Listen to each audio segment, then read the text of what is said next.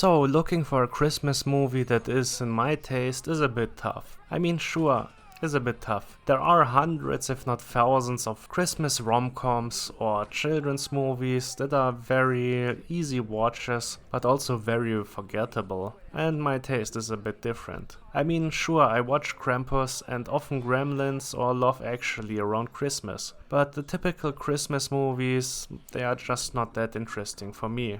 Thankfully, Shane Black has a bunch of crime comedy thrillers that take place during Christmas, like Lethal Weapon, about a crazy cop and a serious cop that team up to crack a tough case. Or The Nice Guys, which is a movie about a former crazy cop and a serious private eye, who team up to crack a tough case and then celebrate Christmas in the end. Or The Long Kiss Goodbye, about a woman who is an assassin with amnesia who teams up with a private eye to solve the tough case of what happened to her during Christmas. I think one of them was probably a cop. So what I want to say is that the man has some range, as long as it's a buddy cop comedy drama. Set on Christmas, he's your man. Case in point, Kiss Kiss Bang Bang, which is the story of a criminal, Harry, who is having a great audition by accident and is sucked into Hollywood, where he soon meets the private eye and probably former cop, Gay Perry. So they team up and have to crack a tough case, which actually involves someone from Harry's past. The movie has a bit of a different take though, actually. As Harry is narrating the whole thing, Harry is played by Robert Downey Jr. and Perry is played by Val Kilmer, and the two are pretty good together. They have a lot of chemistry and funny backs and forths. Especially Kilmer is great as a no-nonsense detective. But let's talk a bit about the plot. Harry is robbing a toy store at the beginning of the movie, probably to get a toy for his kid. But things go wrong and he and his accomplice have to escape. But it's America and they are getting shot at while on the run by some random person. Harry runs into a building and stumbles into an audition and has a very convincing and emotional screen test. This brings him to a Hollywood party where he meets Harmony, who is actually a girl from his childhood with whom he has been in love since back then. But he also meets Perry, the private eye, and helps him with his investigations. And soon bodies start to drop. Bad guys start shooting, cars are being chased, there is a big conspiracy regarding a former film star, and thumbs are being ripped off. Several times. During all this, Harry keeps narrating the whole thing, also breaking the fourth wall and also letting some fantasy moments happen at some points. Which are funny, but it feels like Shane tried too hard with this one to be funny at times.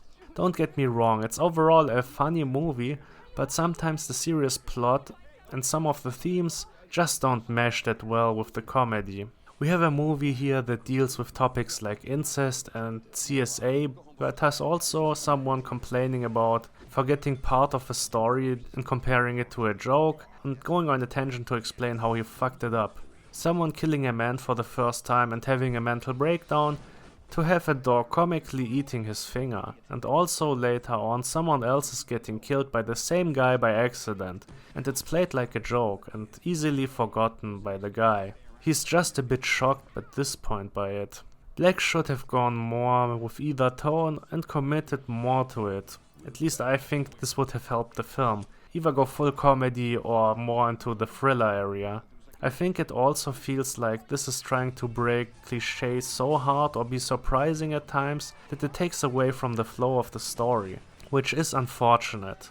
And by breaking all the cliches and tropes, it also becomes kind of predictable again, because you just think of what is the most unlikely or silly or funny thing that could happen at a certain point. Black can really write crime stories well. But here he is in his own way, as it feels at times, trying too much to be funny in his crime story. The plot also feels a bit sidelined at points, or at least neglected in favor of crazy moments that are supposed to be funny.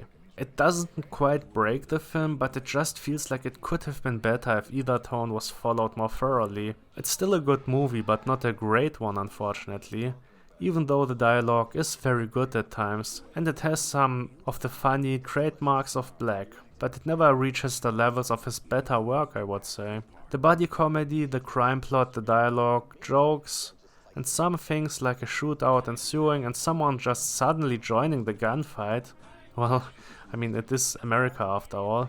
Kiss Kiss Bang Bang is a fun movie, but at times a little bit lackluster or just not as good as it could be, not living up to its full potential. And Shane Black has done better with The Nice Guys or Lethal Weapon, but on the other hand he has also done much worse with The Predator. It just feels like with this director, this premise and these actors, it should have been just a better done film overall. But in the end, it's fine, but not great. Long Kiss Goodbye is probably a better choice for Christmas thrillers though.